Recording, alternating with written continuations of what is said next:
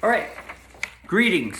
Today I'm going to do something different from what I've been doing so far on my YouTube videos, which is, playing a tune or teaching a tune. So far it's been fiddle tunes or bluegrass breaks or whatever. But I play lots of music, including rock and blues and some jazz and some country and all kinds of stuff. So anyway, one of the most useful things you can know are the notes on the neck. And a lot of people get into, and this will lead you to some really great shapes, and you can get really far with these. And then you'll have to break out of them and do all that stuff. But this is the start. So the first thing, I think, is to learn the notes on the sixth string. Keep in mind they're the same on the first string, both these strings. Why? Well, if you know your notes on the sixth string, you can know where, that's an A power chord, because that's the 5th fret, which is where that's A. And this is a G power chord because that's G, and that's F power chord, and so on. So, fortunately, I'm not capable of putting stuff on the screen yet. Soon enough, I hope. But yeah, so here, maybe take a screenshot of this little doodad here. There's a whole bunch of stuff. We're going to start at the top. Notice, I put the notes, and hopefully this isn't backward in the video. If not, hopefully you can figure it out, but we'll see.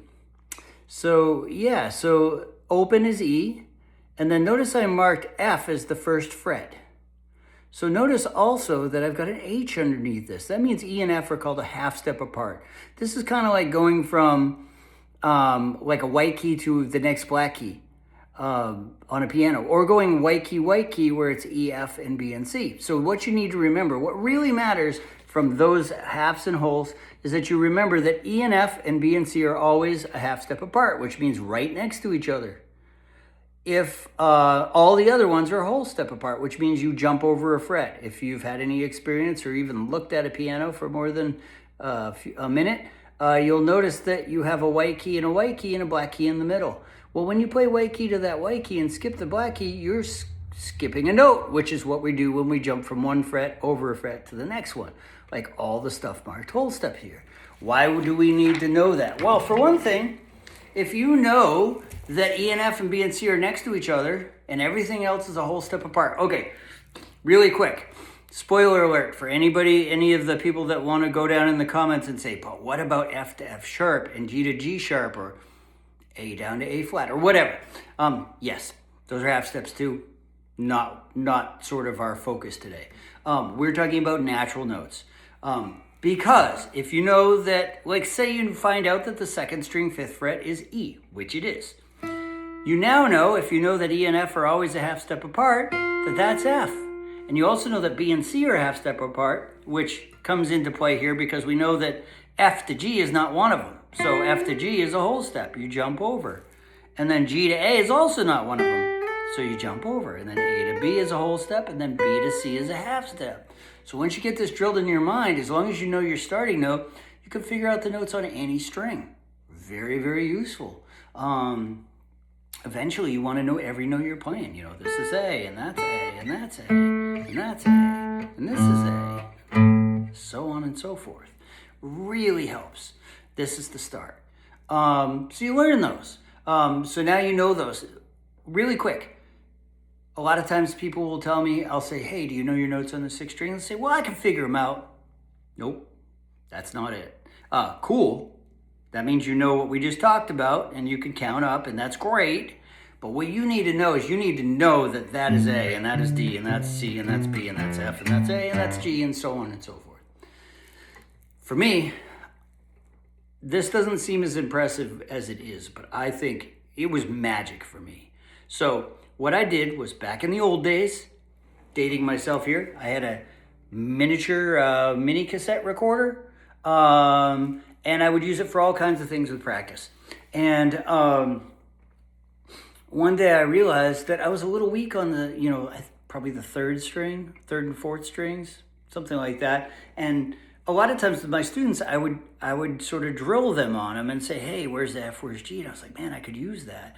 And it occurred to me that I could just record a sequence of notes on the cassette recorder And then I would recommend 3 minutes or so, somewhere between 2 and 4 minutes. It'll feel like eternity when you're recording it, but it'll pay off. And you just leave space. E, however long you think it's going to take you to find that note. F, however long, etc. Fairly uniform between the notes. G, and then A, and then go back and forth and be like, all right, I'm just going to drill those. E, F, G, A, slower than that, of course. And then mix it up. E, G, F, A, E, A, G, F. And again, make it so it's slow enough that that you can keep up, that you can do it. Make it err on the side of easier, and then you can always make it harder.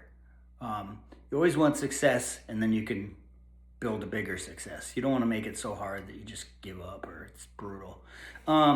Okay, and then eventually, as you get better at it, you'll have to make new, harder recordings, where not only do you add all the notes, I'd say up to the 12th fret at first, because it's all the notes and they repeat.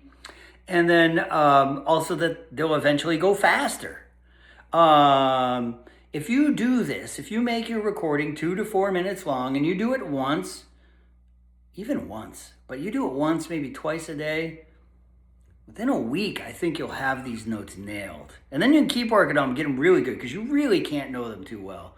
But get them memorized. Why? Why do I care? Well, I care. You care. You should care.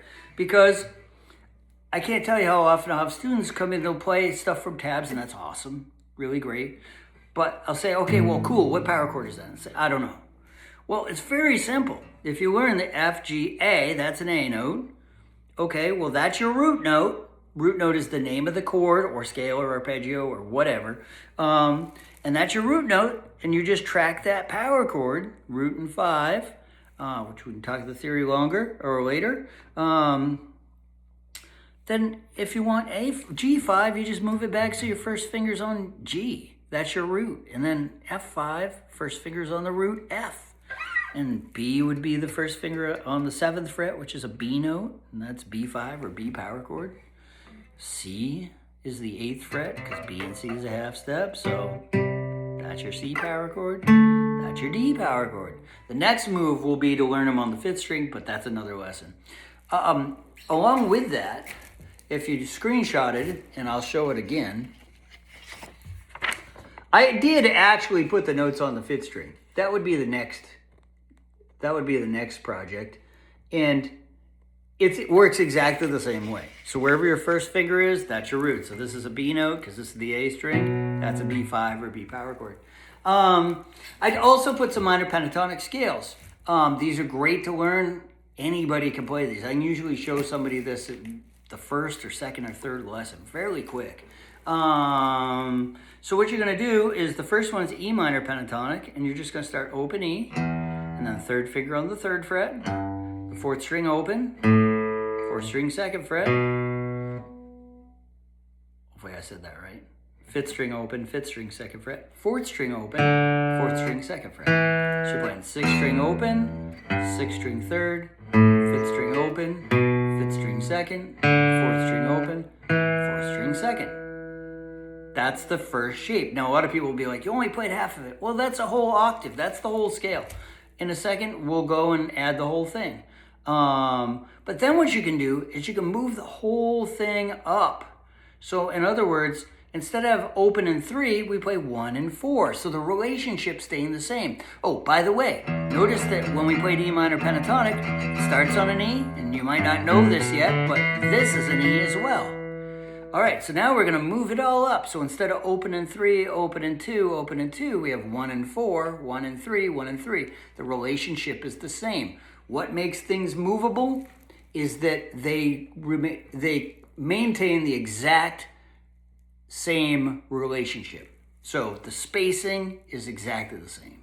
So that's F minor pentatonic. We can move that up. Notice we started on F. Now we start on G. G minor pentatonic. And we could keep going. A minor pentatonic.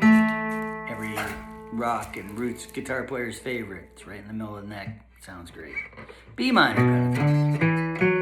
Etc. Then, Again, this is on that page. Hopefully you screenshotted it. I'll show it again.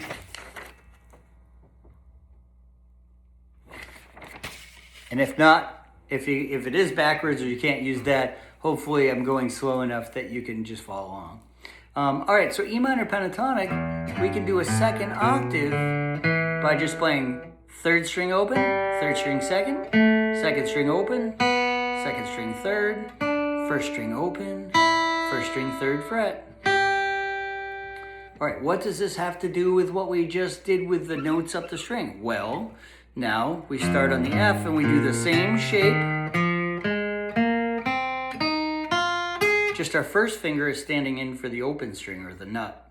And then G would be the same.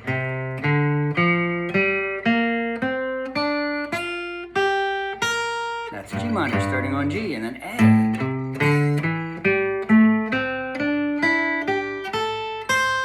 Oh, make sure you play them descending or backwards as well.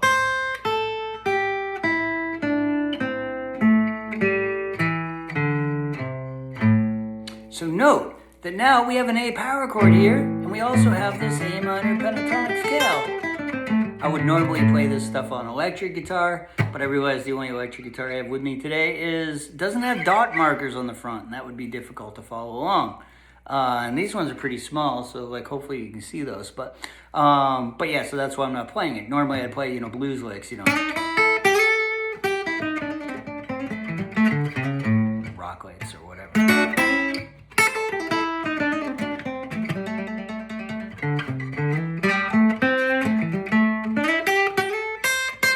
So many rock and blues solos. Now, again, these are going to be hard to play on an acoustic guitar, but, well, you know what?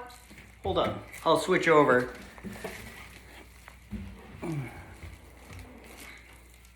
So say,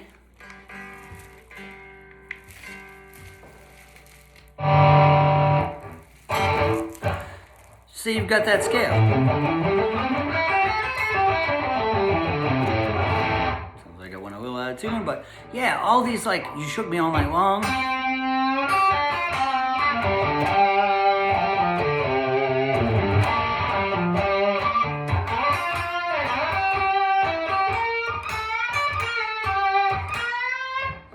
Guess I forgot some of it, but you get the idea. It's all out of that. The beginning of the Stairway to Heaven solo, same deal.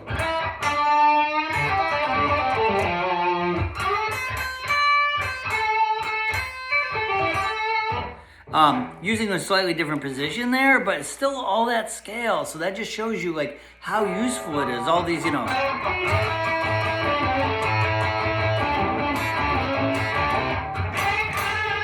all that stuff. Still pentatonic. So useful. Let's see, is there anything I can add to this? No, I think, so basically the moral of that, and you can take that, so you got that sixth string, that's an A now, then you learn arpeggios. And B. Or you learn other scales, major scales.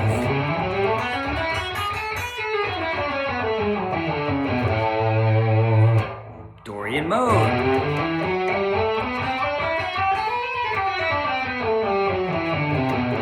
Minor, natural minor.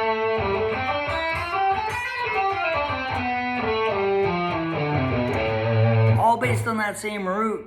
Bar chords, minor, seventh chords, all of this. So, the official, what is the end result? What am I saying? Learn the notes on the sixth string and learn those connections. If you can do that, man, you can play so much. Then we add the fifth string, and you've got enough to play lots of music, like lots of music. All right, well, yeah, like, subscribe, all that stuff. Share, questions, let me know. Hopefully this helps. All right, take care and have a great day.